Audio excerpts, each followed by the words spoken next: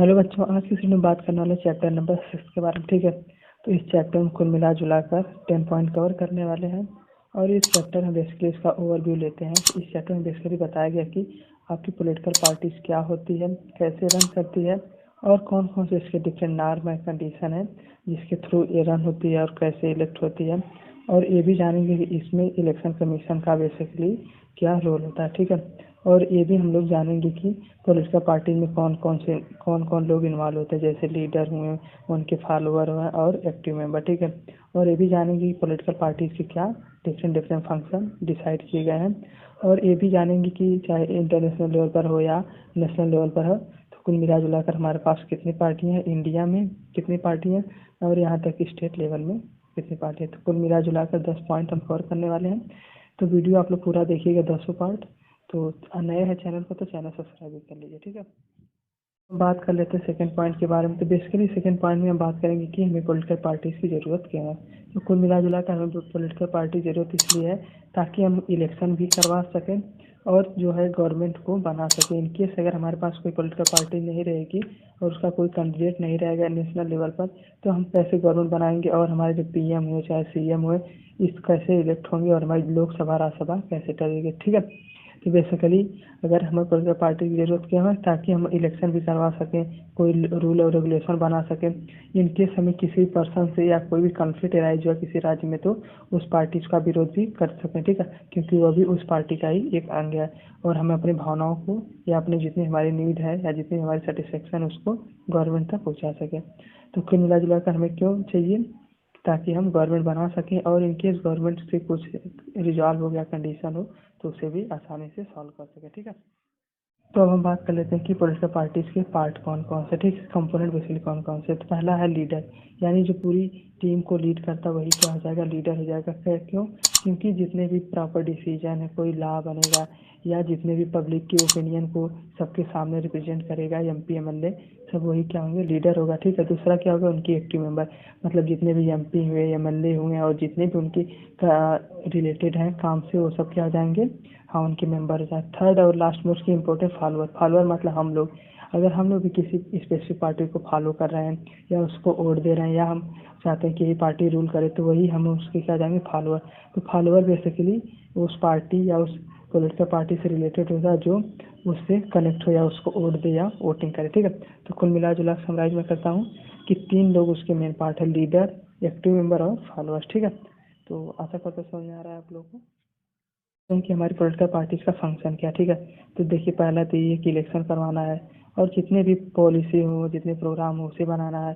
और तीसरा है कि लॉ बना है। ठीक है, इन केस किसी लॉ से दिक्कत है या कोई अमेंडमेंट करना है तो उसके लिए भी पॉलिटिकल पार्टी से हम प्रेशर बना के कर सकते हैं। ठीक है, और ये बात है फोर्थ बात की अपनी गवर्नमेंट बनाने के लिए भी हमें चाहिए कि अगर कोई प्रॉपर गवर्नमेंट चाहिए सभी जगह से जीत कर आए, वो उसके लिए पॉलिटिकल पार्टी चाहिए। ठीक है, और रोल ऑफ अपोजिशन मतलब कि इनके सर कोई भी हमारी जो चूज गवर्नमेंट है अपोज करना उसका या उसकी कोई पॉलिसी ऐसी है जो जनता के हित में ना हो, तो उसको अपोजिशन करने के लिए पॉलिटिकल पार्टी चाहिए जो अपोज करे। ठीक है, और सेप ऑफ पब्लिक ओपिनियन, और पब्लिक ओपिनियन को गवर्नमेंट के कानों तक पहुँचाए। ठीक है, और 7 पॉइंट की एक्सेस टू गवर्नमेंट वेलफेयर, जितने भी गवर्नमेंट के स्कीम है जितने भी प्रोसीजर लॉन्च हो रहे हैं वो सब हमें समझाने के लिए भी पॉलिटिकल पार्टी चाहिए। तो कुल मिला जुलाकर इसके कितने फंक्शन है, 7।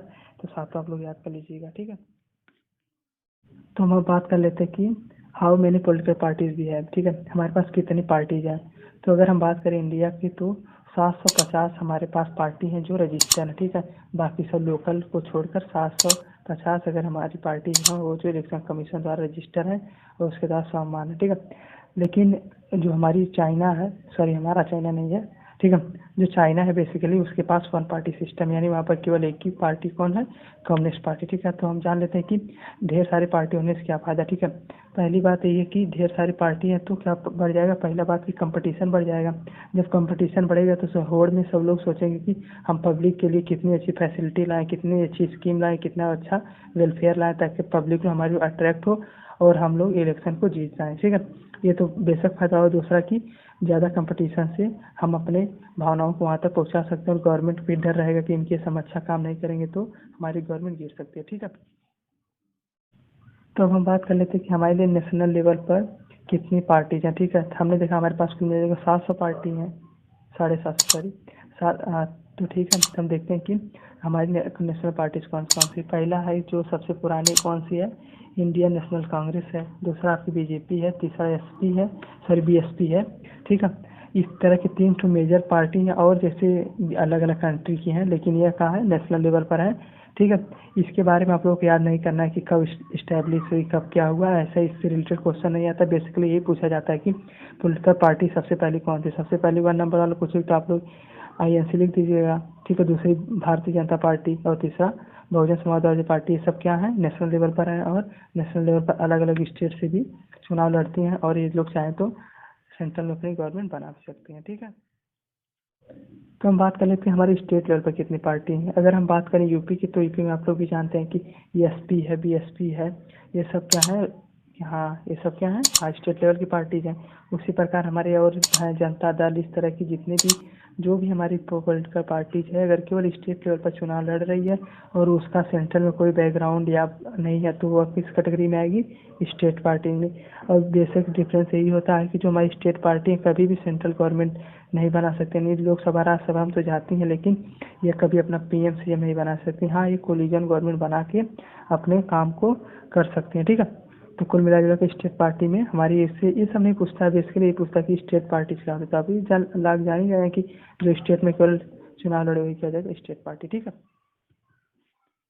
जो हमारी पॉलिटिकल पार्टीज है उसको क्या चैलेंज है। ठीक है, पहला तो ये कि लैक ऑफ डेमोक्रेसी, यानी वह ज़्यादा डेमोक्रेसी को फॉलो नहीं करती हैं। अपने जितने भी सिस्टम है, करप्शन तो आप लोग जान ही रहे हैं, बेसिकली करप्शन का इन्वॉल्वमेंट होता है।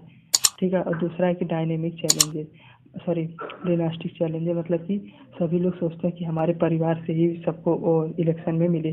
कोई एक अच्छा कैंडिडेट भी है तो उसे वोट सॉरी उसे टिकट नहीं दिया जाता। क्यों, क्योंकि सोचते हैं कि जो हमारी पीढ़ी है उसी में सभी लोगों को मिले, यानी अपने सॉरी रिलेशनशिप वालों को देते हैं। ठीक है, और दूसरा कि मनी है मसल पावर, कि जिन लोगों के पास ज़्यादा पैसा रहता है वो लोग भी इसमें इन्वॉल्व हो जाते हैं और पॉलिटिक्स में आ जाते हैं। आप लोग भी देख लीजिए, जितने भी क्रिमिनल हो जाते हैं लोग पॉलिटिक्स में आते हैं। ठीक है, और सॉरी 4th पॉइंट हम बात करते हैं क्या है, मीनिंगफुल, मतलब कि कोई भी ऐसा मेरे नेता नहीं है जो करप्शन नहीं है, सभी लोग उसी इन्वॉल्व रहते हैं और हमारे पास कोई अच्छा बेटर चॉइस नहीं होता है। सब लोग वादा तो करते हैं लेकिन बाद में भूल जाते हैं। ठीक है, यही है चैलेंजेस ऑफ पॉलिटिकल पार्टी। अगर हम देखिए बात कर लें कि हम पॉलिटिकल पार्टीज को सुधार कैसे करेंगे। ठीक है, जैसे कि यहाँ बहुत करप्शन इन्वॉल्व है, सभी लोग अपने जो रिलेशनशिप को टिकट देते हैं, मनी और मसल पावर यूज़ करते हैं। तो देखिए इसके लिए हमारा इलेक्शन कमीशन बनाया गया।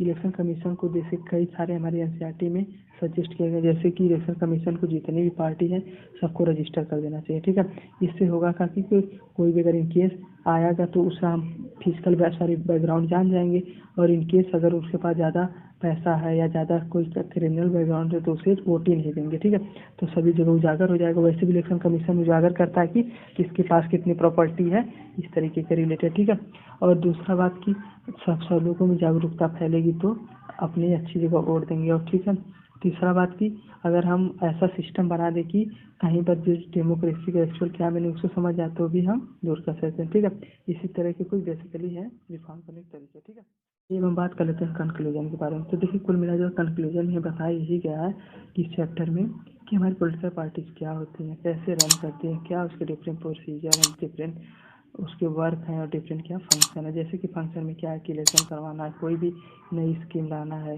और गवर्नमेंट का अपोज भी करना है इनकेस कोई अच्छी फैसिलिटी नहीं प्रोवाइड करे। ठीक है, और हमने लोगों ने भी जान लिया कि पॉलिटिकल पार्टीज क्या होती हैं, नेशनल लेवल पे क्या कौन कौन सी हैं, स्टेट लेवल पर कौन कौन सी है, और बेसिकली क्या क्या चैलेंज इन्वॉल्व हैं कि पॉलिटिकल पार्टी से कैसे वो करप्शन करती हैं, डिफरेंट सॉरी क्रिमिनल बैकग्राउंड के लीडर को जनरेट करते हैं, यही सब है इनकी कमियाँ। ठीक है, और हमने ये भी देखा कैसे सुधार सकते हैं। ठीक है, कुल मिला जुला हमने 10 पॉइंट कवर कर लिए।